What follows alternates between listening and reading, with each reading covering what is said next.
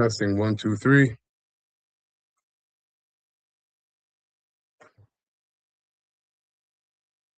Testing 1, 2, 3. All right, Shalom. First and foremost, I'm going to start off the lesson by giving all praises and honor and glory to Yahweh Bahashem, Yahweh Shai Bahashem, Recha HaKadash, double honors to the apostles, bishops, and elders, the great millstone who rule well. And I've taught them this word in truth and sincerity. All right, peace and mercy to the hopeful elect, 744,000. That's teaching this word in truth and sincerity across the four corners of the earth. I'm your fellow servant Amath of GMS Toronto, coming at you once again with another live lesson, and it's going to be another edition of Doomsday Prophecies. Okay, and as you see the title, Babylon's on borrowed time. The judgment of famine will plague America. Okay, Babylon's on borrowed time, and the judgment of famine will plague America, and many other judgments as well. Okay. And we will not stop linking world events to Bible prophecy until the Lord tells us to stop. And that day is coming very soon, right? Where the Lord will take His prophets off the highways and the byways and off the internet, okay, from speaking His word. Now that's a very dangerous time, because once the Lord is done setting out His message, right, by the mouth of the prophets, all hell is going to intensify throughout the four corners of the earth in ways that the world has never seen before since it was created. And the Lord flood the whole earth. So let that wrap around in your mind, swim around in your mind as to what kind of evils, right, the world is getting ready to deal with, especially and primarily America, which is that whore that sitteth upon the beast that you read about in Revelation 17. Okay. And all these plagues are going to lead to the trying of the MOTB, the mark of the beast, which is the microchip. The microchip will come to try the whole world, and the only people that won't take it are going to be the elect. All right, so let's get this clip. I got this clip here I got two clips I'm going to play. Okay, and these also, I forgot to mention that we do these to strengthen the faith of the elect. All right, because prophecy, witnessing prophecy play out also strengthen the faith of the elect. So this is from Dabu 7. Okay, and I kind of took the same title. It says he says we're on borrowed time. The coming food price shock, drought chaos plagues America's breadbasket. All right, so fair use, fair use, fair use. I'm not receiving any money or monetization for this video. I'm only sharing this video for educational purposes only. All right, so fair use, fair use, fair use. Let me just speed this up a little bit. Okay. We have some fresh warnings here about the food supply, and that there is indeed going to be a supply shock. The people being told about this, but whether they're preparing for this or not is another story. We have multiple things lining up here that are going to affect the harvest this year and just the food, period. As the LNG chief here, Pablo Escobar, what a name, right? He warns that this cutback in fertilizer in mass and this Gulf energy shock is going to develop into a food crisis that we've never seen, saying that we are on borrowed time, that every day that this trade remains closed and every day production does not come back, we're building a problem for the future. He says that we're transferring from the energy side into many different sectors, with the food sector being one of the most important ones. He continued by saying that this is not sustainable, that this energy crisis will become a food crisis very soon. He also added that even if Hormuz was open today, it would still take 3 to 5 months to get everything back to fully recover. That's where we sit right now with no end in sight. And I want to remind you, it is Trump that has the whole thing closed at this point. And when you add on top of this, the drought that is just all across the United States, you can see on the image in the middle here, severe drought is causing major issues. And then you add that the fertilizer is not coming, that 70% of the farmers are not getting the fertilizer they need for this season. This is a catastrophe. Seeing all this happening, you've got to chalk up some kind of plan to stock up on food or have some kind of plan going into the winter ahead. And there is no plan. There is no plan, right? You're just going to have to deal with it. Judgment. The plan is to get right with the Lord during the time of grace. Okay, not to, and all these people are going to look towards themselves and to prepare for this. But let me get this real quick because, like I said, there's nothing you can do to prepare, all right, for the Lord's judgment unless He wakes you up to the truth during the time of grace and you get right with Him. That's as simple as it gets. This is Second Ezra 16, and yeah, let's go.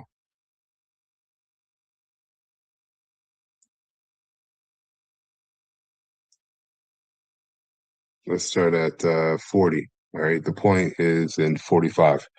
So Second Ezra 16 and 40 in the GNT, it says, "Listen to my message, my people, and get ready for the battle." All right, so our preparation is now, and our preparation is not that of the flesh or carnal means, but that of the spirit and faith. Okay, in Yahweh Shem Shai.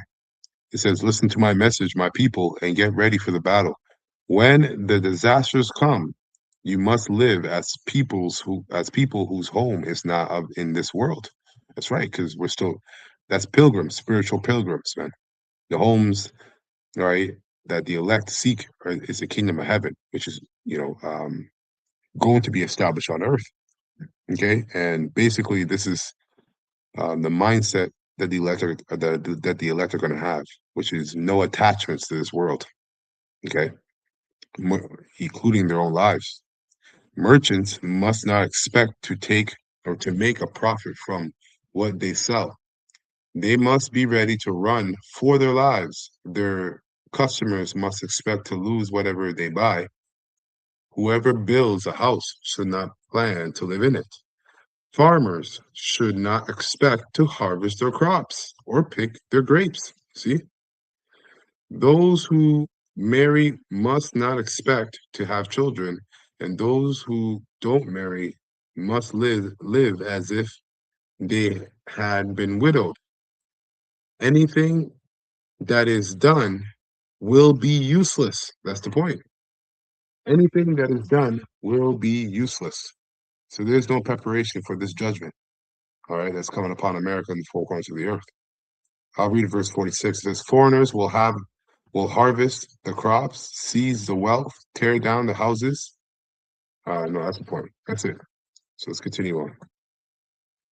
Some are going to say, oh, wait for that later. Well, you better realize what's happening right now before you end up at a store and there's nothing to get, nothing to buy. The water depleted all across the board. And this is all by design. This is a continuation of weather warfare, but one that doesn't get called out as much because it's not storms, it's not flooding, it's nothing that you can really see. The drought creeps up on everyone. And here we're already at a point where it's having devastating. And people can see it. It's just that they're willfully ignorant. They're willfully ignorant. So it's going to hit them even harder, especially 2/3 of our people. Impacts. We had hardly no snow in the mountains. You've got droughts all across the board, the Midwest and the plains here. You've got a lack of fertilizer, and you've got a war that's cutting off all the supplies, all in all, that continues. So the warnings are out there. This global supply crunch is going to continue, if you ask me. And I would talk up a plan. I'd start growing food. It is spring, but again, you're going to face the same thing as some of the farmers out there with the lack of fertilizer. But some of you should have better odds at growing your local home little stash or supply than a huge farm It's that's not going trying to to work. grow fields. So I would do something to mitigate the damage because prices are not coming down anytime soon. And it looks like the war continues on. Join me for the Yeah. live streams Monday, Wednesday, and Friday, 8. Yeah, it's not going to work. See, these people fail to understand that it's the Lord Yahweh who's bringing this. What are you going to do to prep against the Lord other than what he tells you to p.m. do? Eastern, where I talk. Okay, so let's get some precepts. Let's get this here, Deuteronomy 7 or Deuteronomy 30 and 7. Okay. It says, "And the Lord Yahweh thy power will put all these curses upon thy enemies." Okay, because we went through famine, extreme famine. And what comes with famine is cannibalism, Slake.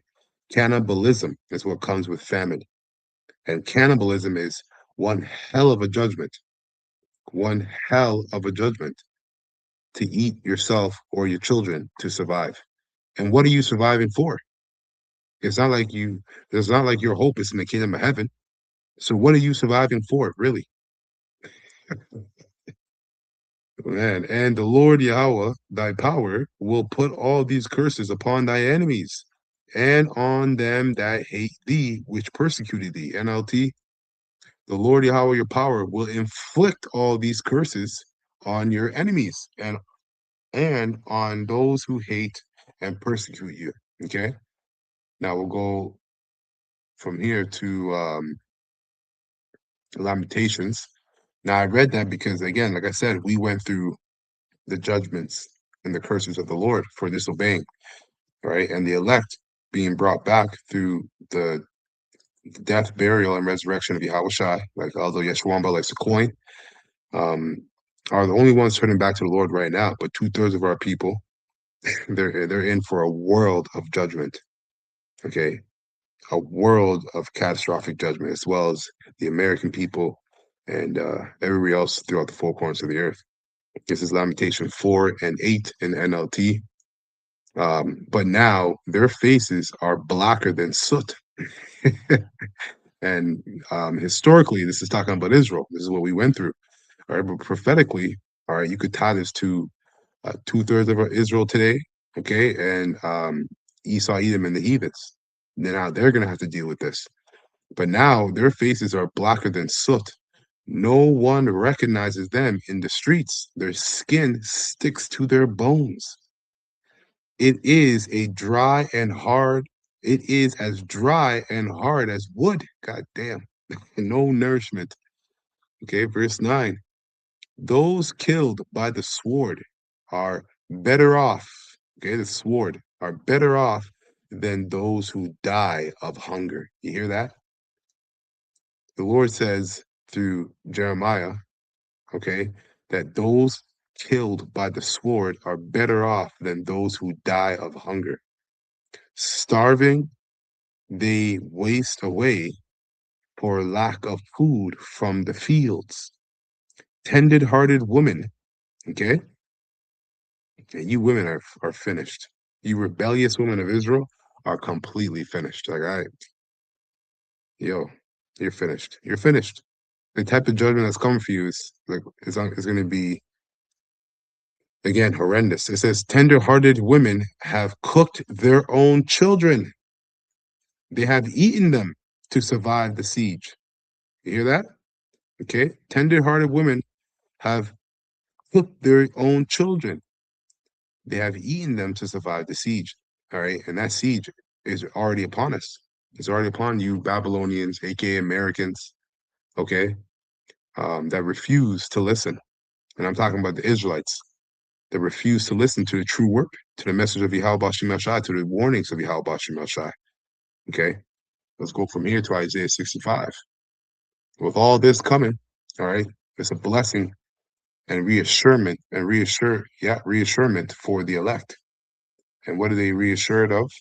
Well, they're reassured of protection and provisions by Yahweh Shem Shai. This is Isaiah 65 and 11. I'm going to read this in NLT. Because the rest of you have forsaken the Lord and have forgotten his temple, right? Which is representing this truth, this wisdom, knowledge, understanding, right? Because when you go into the word Jerusalem, which is Yerushalayim in the Hebrew, means teaching of peace, right? And the temple is where you would go, right, to serve the Lord, right? That's where the priests were. That's where you learn about the laws, statutes, and commandments.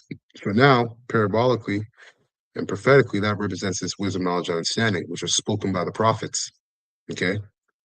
So it says, but because the rest of you, right, the rest meaning 2/3 of Israel, have forsaken the Lord and have forgotten his temple, right, teaching of peace. And because you have prepared feasts to honor the God of fate and have offered mixed wine to the God of destiny, right? So all these pagan gods that they worship today, right? Um,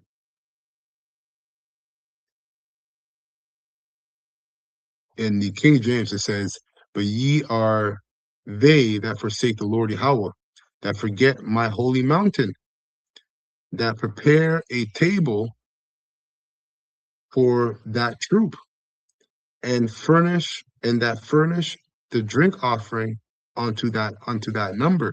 Yep. serving other gods, right? Serving Esau, Edom. Okay. It says here in verse 12, therefore I will number you to the sword, and ye shall all bow down to the slaughter. God damn. Because when I called, you did not answer. When I spoke, you did not hear, right? And this was all willfully done.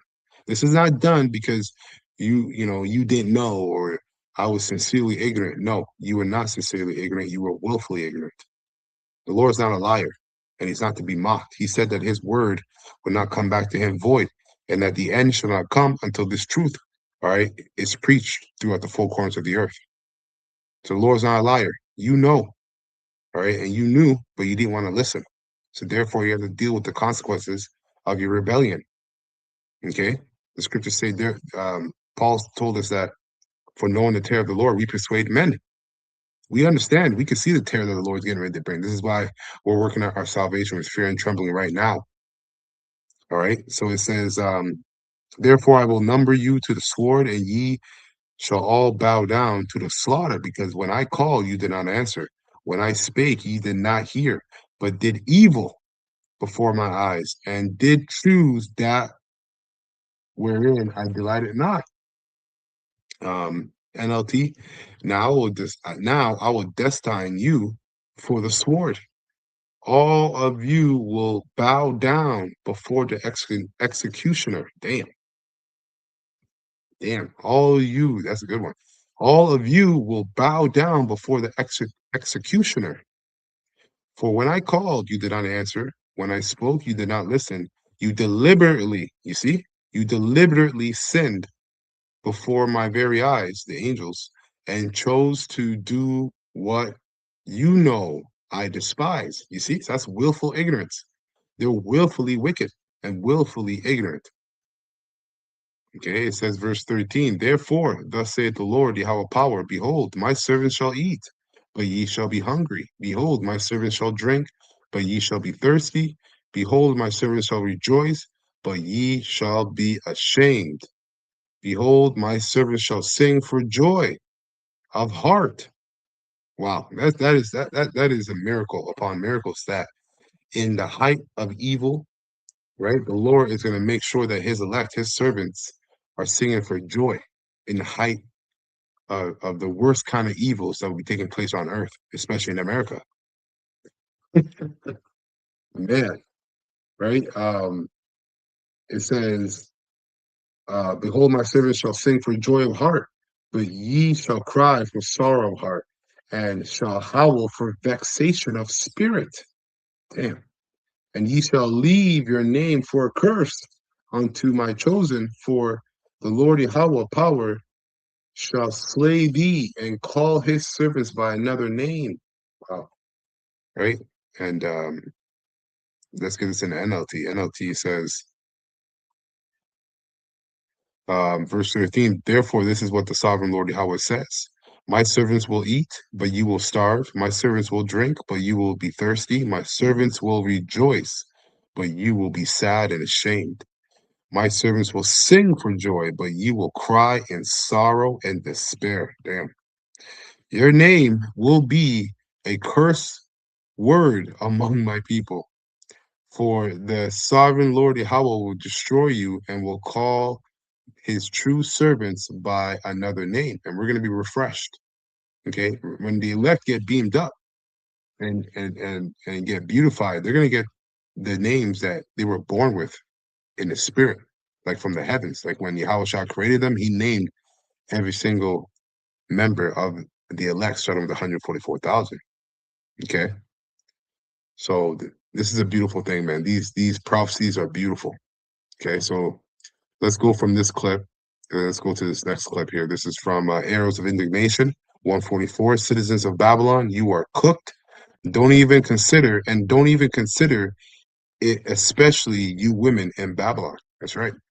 So let's go ahead and play this clip.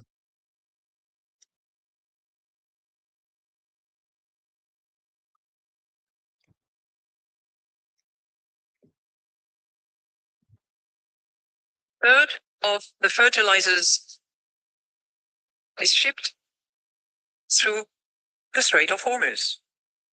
That is also at risk. And it matters particularly in the southern hemisphere, where the planting and therefore the fertilizers is badly needed now. Because if the price of food increases significantly, it is not going to just be the price of food, it is going to be inflation expectations. Because we know that people are particularly attentive to two things: the price of food, processed and unprocessed, and the price of gas at the petrol station. So if the disruption persists long enough, the adjustment shifts from prices, which we are putting up with now, to possibly rationing, with very different economic consequences. A third of the fertilizers is shipped through the Strait of Hormuz. That is also at risk. And it matters particularly in the... I gotta say this, before I continue on. The elect, we're gonna be tested.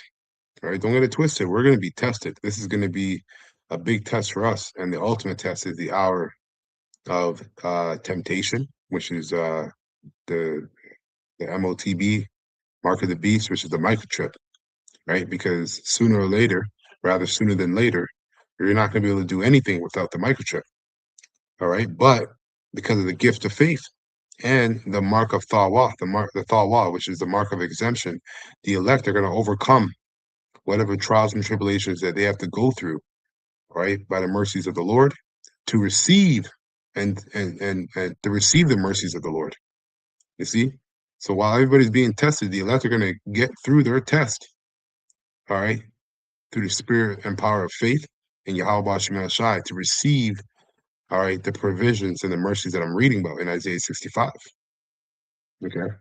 Southern hemisphere, where the planting and therefore the fertilizers is badly needed now. Because if the price of food increases significantly, it is not going to just be the price of food, it is going to be inflation expectations. Because we know that people are particularly attentive to two things: the price of food, processed and unprocessed, and the price of gas at the petrol station. So if the disruption persists long enough, the adjustment shifts from prices, which we are putting up with now, to possibly rationing, with very different economic consequences.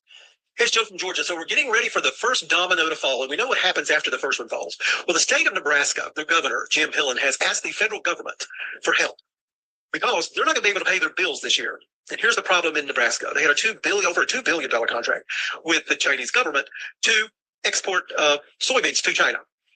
Well, out of that $2 billion, they canceled all the contracts.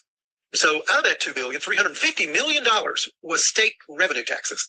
They're not getting any of that. And the governor also goes on to say that because the migrant farmers were able to work in Nebraska this summer, that those people didn't pay their taxes either. And the farmers who already have crops in the ground, folks, they've already spent their money. They're going to need help too because they're not getting any money from the contracts anymore. So Nebraska is the first state. And ranchers are staring at pastures now that they won't grow. The pastures are... The cattle herd is already the smallest it's been since the 1950s, and it's not happening in a vacuum. Farmers have been hammered for years for the skyrocketing fertilizer prices that happened, remember, after COVID? Diesel costs that have taken their profit margin and just squeezed everything out of it. Supply chain chaos, one hit after... And again, as you see, a massive food shortage is coming. Here's how to prepare.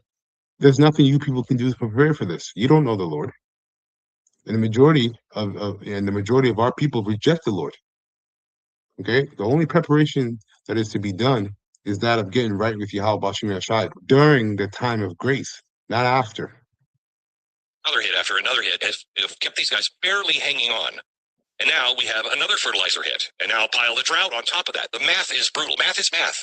Food costs are going up, and not a little, a lot. Beef, grains, produce, everything that comes from the fields all across our fruited plain is going to cost more at the grocery store, and it's coming sooner and faster than most people want to even admit. So I ask, is what we do in our community. We have faced droughts. Yeah, there's nothing you guys can do. But yes, he's right. So let me get this last precept. Let's go 2 Ezra 16. We'll start at 1 and read down to 9. It says, Babylonia, Asia, Egypt, and Syria, you are doomed. Okay? 4 corners of the earth. Excuse me. And Asia isn't just talking about the Moabites and Ammonites. It's talking about that whole area. Okay? This here, I got the Google Maps. Just to make this clear.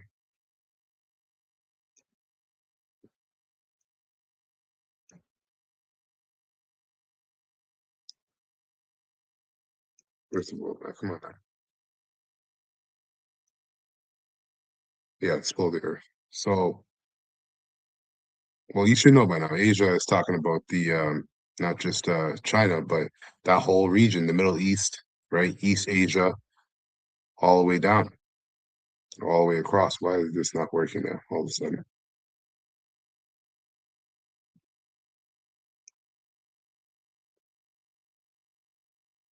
Okay, let's go. Let's do this. Asia.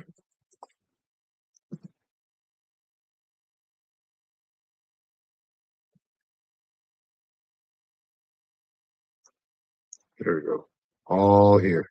And of course, shout out to Elder Malcolm for pushing that out constantly. But if I was just talking about China, but all here. It's all Asia. Okay. All of it. So going back, it says, so it says Babylonia, Asia, and Egypt. Babylonia, Asia, Egypt, and Syria, you are doomed.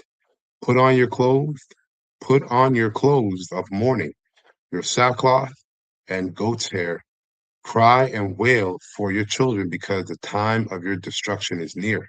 I am sending war on you, and no one can stop it. I am sending fire on you, and no one can put it out. I am sending disasters on you, and no one can stop them from coming. Can anyone stop a hungry lion in the forest or put out a fire that is burning in straw or turn back the arrow or turn back an arrow blocker or turn back an arrow shot by a strong archer? When the Lord Yahweh power sends disasters, no one can hold it back. And no one can escape the blazing anger of the Lord. Okay, let's skip down.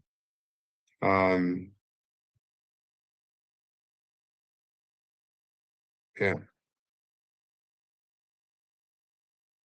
actually, I'll just continue on. It says, when he sends lightning, no one can keep it from trembling, keep from trembling. And when it thunders, everyone is afraid. When the Lord Yahweh Bashim Shai makes his threats, no one can keep from falling to the ground in his presence. Yep. Yep. Whoa. This thing, man.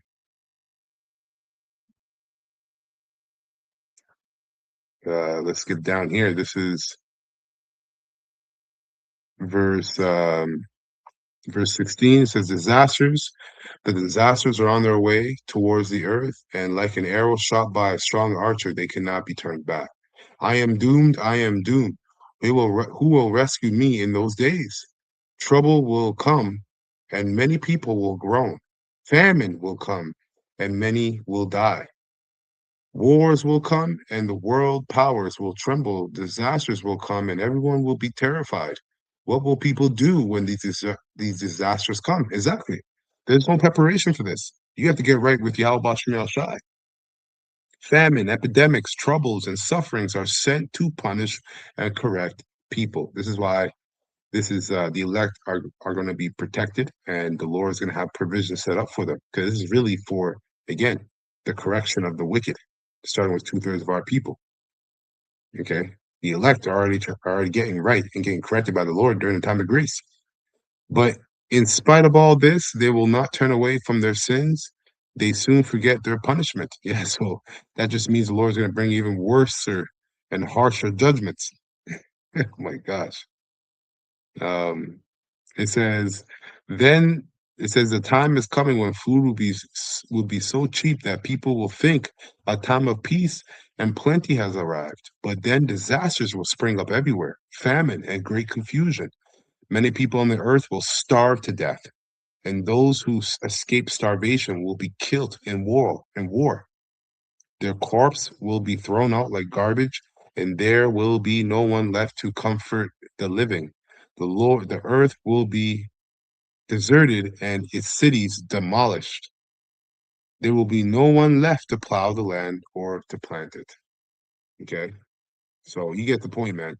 Straight up judgment and destruction is coming, and it's coming rapidly and quickly. And Thawadik Yalbashim Shai for them, man, because that the wicked which is sown must be rooted up. so that that which is righteous can come in and be sown on the earth, which is the kingdom of heaven, roughly paraphrasing. All right. Matter of fact, let me end off with this precept. This is the last one. 2 Ezra 2, I think it's 24.